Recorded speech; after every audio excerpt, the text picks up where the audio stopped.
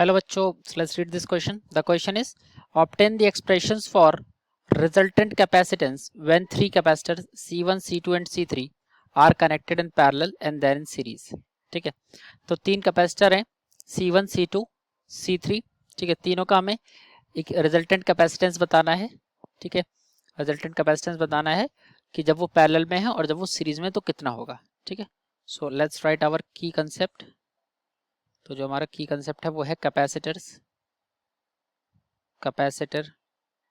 In series and parallel. ठीक है, ये हमारा की कंसेप्ट है इस पर्टिकुलर क्वेश्चन में, वही हम लोग यूज़ करने वाले हैं. ठीक है, तो पहले पैरेलल के साथ शुरुआत करते हैं. तो बेसिकली तीन कैपेसिटर्स को हम लोग पैरेलल में जब हम लोग बात करेंगे तो उसको हम लोग ड्रॉ कर लेते हैं. तो ये हमारे तीनों कैपेसिटर्स हैं, इसको हम लोग ड्रॉ कर लेते हैं. ये हमारे तीनों कैपेसिटर्स हैं.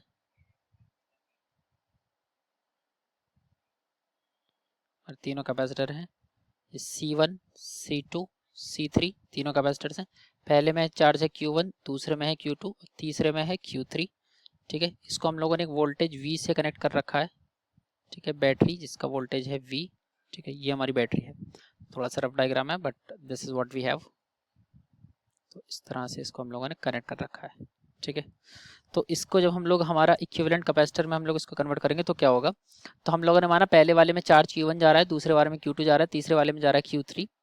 ठीक है, बैटरी की वोल्टेज V है और पहले वाले का कैपेसिटेंस C1, दूसरे का C2, तीसरे का C3.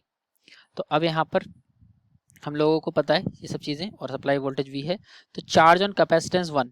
ठीक है, चार्ज ऑन कैपेसिटेंस हमको पता है, कैपेसिटेंस का चार्ज जो होता है it is given by C into V, Q is equal to CV. सारे कैपेसिटेंस पैरेलल में है तो पैरेलल में वोल्टेज हमारा सेम होगा.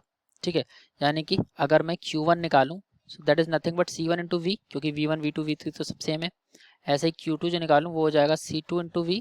ऐसे ही Q3 जो हो जाएगा वो हो जाएगा C3 इंटू V. ठीक है, अब जो इक्विवेलेंट कैपेसिटेंस टोटल चार्ज होगा, तो जो टोटल चार्ज होगा Q इक्विवेलेंट वो सबका एडिशन होगा. Q1 plus Q2 plus Q3 का, Q1 plus Q2 plus Q3 का. इसका मतलब अगर हम लोग फाइनल इक्वेशन लिखे तो हम ऐसे लिख सकते हैं, फाइनल इक्वेशन हम ऐसे लिख सकते हैं Q इक्विवेलेंट. फाइनल इक्वेशन हम ऐसे लिख सकते हैं कि Q equivalent it is equal to the C equivalent. और V तो सेम ही है तो उसको तो V इक्विवेलेंट लिखने की जरूरत ही नहीं है. वैल्यूज पुट करते हैं. Q1 plus Q2 plus Q3 it is equal to the C equivalent. ठीक है, C इक्विवेलेंट क्या होगा हमारा, C इक्विवेलेंट हमारा हो जाएगा C1V. ठीक है, या फिर यहीं पर हम लोग Q1, Q2, Q3 की वैल्यूज पुट कर देते हैं.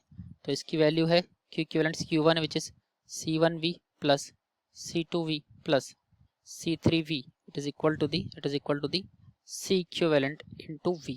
ठीक है, V कॉमन लेके कैंसिल आउट करेंगे, हमारी C इक्विवेलेंट की जो वैल्यू आएगी पैरेलल में that will come out to be the C1 plus C2 plus C3. ये तो हो गया हमारा पैरेलल में. हम लोग चलते हैं तो सीरीज में हमारा जो कैपेसिटेंस होंगे तो उसको हम लोग इस तरह से अगर ड्रॉ करें.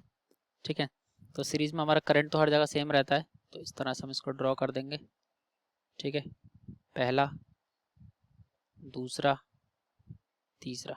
ठीक है, और ये तीनों किसी ना किसी से कनेक्टेड हैं. ठीक है, तो ये हमारा C1 हो गया, C2 हो गया, C3 हो गया. क्योंकि सीरीज में है तो तीनों में चार्ज जाएगा same, that is small q small q small q. ठीक है, इनके अक्रॉस जो हमने वोल्टेज लगाया है वो बैटरी हम लोग देख लेंगे V वोल्टेज की, सबके अलग हमारा डिफरेंट डिफरेंट वोल्टेज होगा. ठीक है, हाँ, तो इसके अक्रॉस हमने जो बैटरी कनेक्टेड की है that is of V volt. ठीक है, V वोल्ट की हमारी बैटरी हम लोगों ने कनेक्ट कर रखी है. ये पॉजिटिव टर्मिनल, नेगेटिव टर्मिनल, ये हमारा चार्ज इसमें फ्लो कर रहा है, करंट फ्लो कर रहा है. ठीक है, तो यहाँ पर भी सारी चीज़ें सेम है. C1, C2, C3 तीनों कैपेसिटर के कैपेसिटेंस है. Q तो इसमें सेम जो है चार्ज ही जा रहा है. हमने जो चार्ज है प्लस Q चार्ज जो है इसकी फर्स्ट प्लेट पे कंसिडर किया और माइनस Q चार्ज जो है इसकी सेकंड प्लेट पे कंसिडर किया है. ठीक है, अब इंडक्शन से जो चार्ज है वो एक इंटरनल सरफेस सेकंड प्लेट की, ये जो माइनस Q चार्ज है that will produce an at internal surface of second plate of the capacitor and so on. ठीक है, मतलब प्लस की चार्ज तो हमने फ्लो करा दिया और कैपेसिटेंस की वजह से हमारा जो इंडक्शन की वजह से माइनस की चार्ज जो है वो कैपेसिटेंस की सरफेस पर और प्रोड्यूस हो जाएगा. ठीक है, तो अगर हम लोग बात करें कि तीनों कैपेसिटेंस, तो अगर मैं वोल्टेज लिखूं तीनों के across voltage drop, so V1 it will be equal to Q by C1, क्योंकि Q is equal to CV अभी हमने देखा है.